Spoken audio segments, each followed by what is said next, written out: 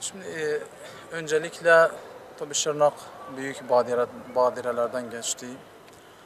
Çok sıkıntılı dönemlerden geçti. Bir o çukur, barikat, hendek sürecini atlattı. Tabii o süreçte Şırnak'ın geneli tamamına yakını yıkıldı. Çarşısıyla, evleriyle, tarihi yerleriyle beraber Şırnak tarihe karıştı. Eski Şırnak diye bir şey kalmadı. Onun yerine yeni TOKİ'ler yapılıyor, yeni binalar yapılıyor. Tabii her yerin kendine göre örf adetleri, gelenek, görenekleri, aile yapısı var. Sosyal bir dokusu var. Ve maalesef TOKİ'ler yapılırken bu sosyal doku dikkate alınmadı, hala da alınmıyor. Şırnak'ın aile yapısı dikkate alınmıyor, örf adetleri, gelenek görenekleri dikkate alınmıyor. Bu halk için büyük bir sıkıntıdır. Çünkü Şırnak'ta geniş aile yaşamı var. Aileler çok kalabalık ama yapılan TOKİ'ler daha çok çekirdek aileler için yapılmış ve daha çok az nüfuslu aileler için yapılmış. Bu da ileride büyük bir sıkıntı olacak o TOKİ'de kalan vatandaşlar için. Ayrıca kalabalık nüfus olduğu için binalar çok yüksek ve binalarda da çok fazla daire var. Bu da büyük bir sıkıntıdır.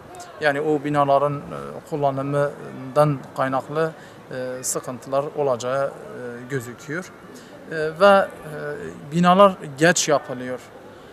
Mesela halk 2016'dan beri dışarıdalar. 2016'dan beri evsiz, işsiz kalmış durumda ve sürekli teslim etme tarihi erteleniyor. Sürekli işte falan tarihte ertelenecek, teslim edilecek, falan tarihte bitirilecek ve maalesef sürekli erteleniyor. Bu da ciddi bir mağduriyete sebep oluyor.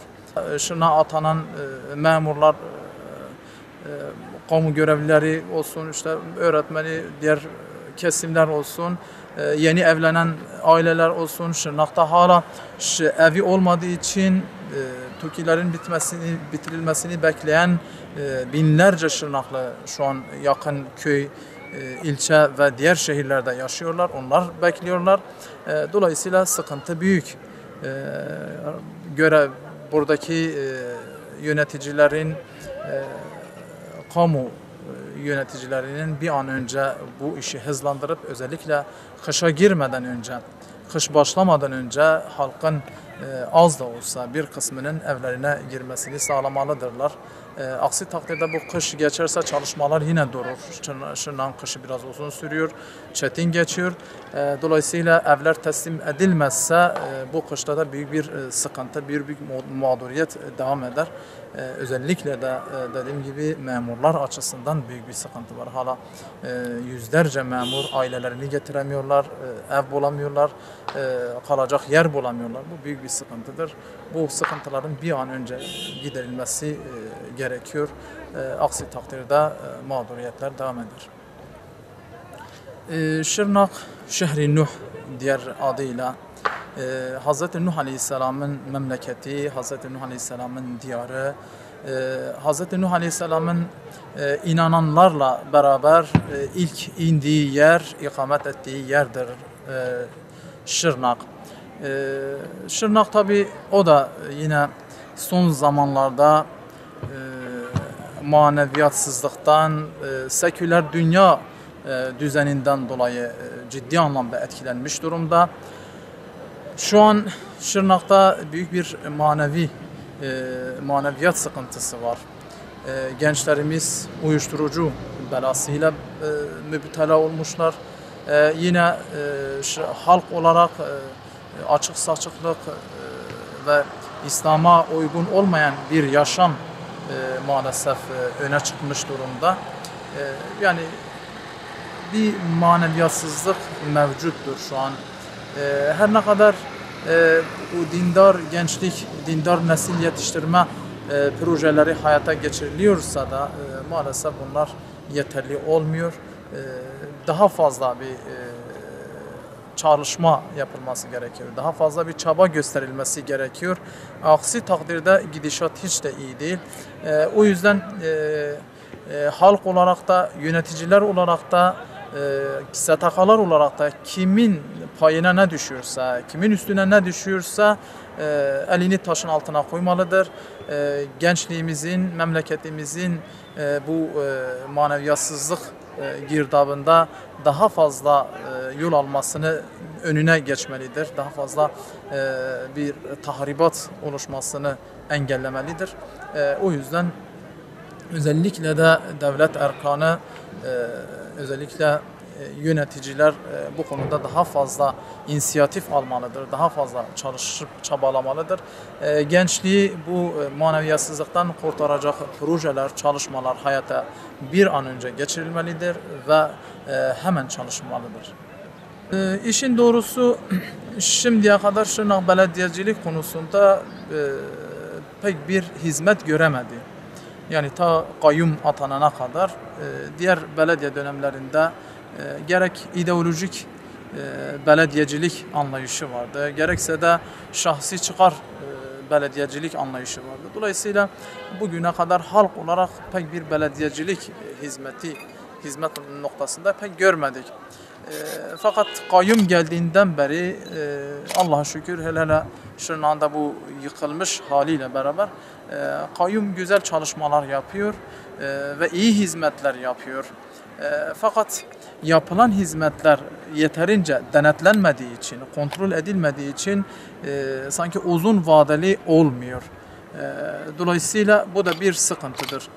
Çalışmaların, hizmetlerin kalıcı hale gelmesi, daha uzun vadeli bir yatırım haline dönüşmesi için daha kontrol edilebilir, denetlenebilir bir çalışmanın içine girilmelidir. Yani yapılan çalışmalar, hizmetler kontrol edilirse, daha uzun vadeli olarak düşünülürse, daha o şekilde bir çalışma başlatılırsa inşallah Şırnak için daha iyi olur. Dediğim gibi kayyumla az da olsa biz hizmeti gördük. Allah kendilerinden razı olsun. Yani şu anki hem kayyum hem yeni valimiz bunlar Şırnak'ın kalkınması için, Şırnak'ın hizmet görmesi için, Şırnakların huzurlu ve rahat bir hayat sürmesi için ellerinden geleni yapıyorlar. Biz şu an öyle görüyoruz. Sağlık açısından hala eksiklikler var. Var olmakla beraber eskiye nazaran tabii çok ciddi bir iyileşme var.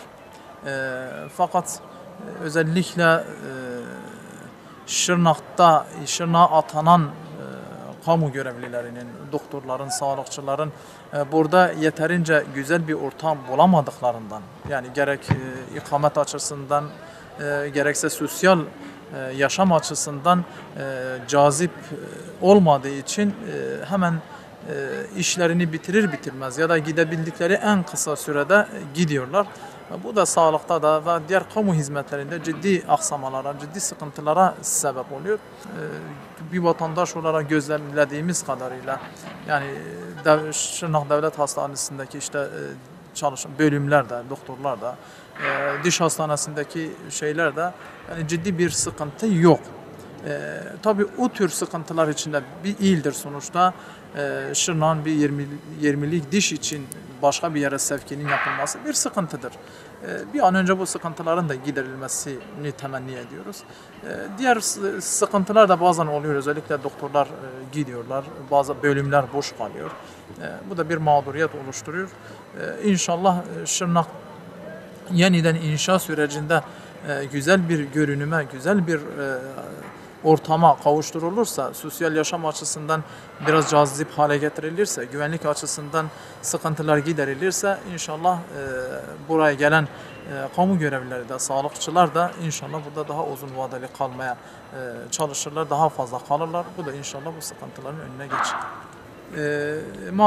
Maalesef Türkiye'nin en genç nüfusuna sahip olmasına rağmen üniversitelere yerleştirme sınavlarında en son olan illerinden birisidir. Bu bir gerçekliktir. Bundan kaçamayız.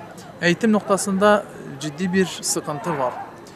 Özellikle şimdiye kadarki süreçte buranın, bölgenin terör örgütünün etkisinde olması hasebiyle gerek öğretmenler gerek eğitim ortamından dolayı sıkıntılar vardı. Çünkü eğitim sürekli boykot ediliyordu, engelleniyordu. Öğretmenler fırsat bulduğu zaman burayı bırakıp gidiyorlardı. Çünkü bir güvenlik sıkıntısı, zafiyeti vardı. Bir huzur ortamı yoktu. Dolayısıyla bu da yeni nesil üzerinde, genç nüfus üzerinde ciddi bir tahribat oluşturdu. Ciddi bir gerilemeye sebep oldu. Şu an yavaş yavaş toparlanıyor. İnşallah ileriki günlerde daha iyi bir eğitim seviyesi, daha iyi bir eğitim kalitesi yakalamış oluruz. Öyle temenni ediyoruz, öyle ümit ediyoruz. Bu yani daha iyi bir eğitim için, daha iyi bir gelecek için özellikle idarecilerin de sorumluluğu fazladır. Yani bu konuda milli eğitimin üzerine düşen görevi ve sorumlulukları vardır. İnşallah layıkıyla yerine getirirlerse, devlet de buraya gönderdiği öğretmenlerin daha kalıcı hale gelmesi için, daha fazla süre kalmaları için biraz devlet de bir artık teşvik noktasında mı olur, kanuni düzenlemelerle mi olur, artık hangi şeylerle yapılırsa, hangi düzenlemelerle yapılırsa, bu devlet de bunu sağlarsa inşallah daha iyi bir eğitim, daha kaliteli bir eğitim, daha iyi bir gelecek inşallah Şırnak'a bekliyor.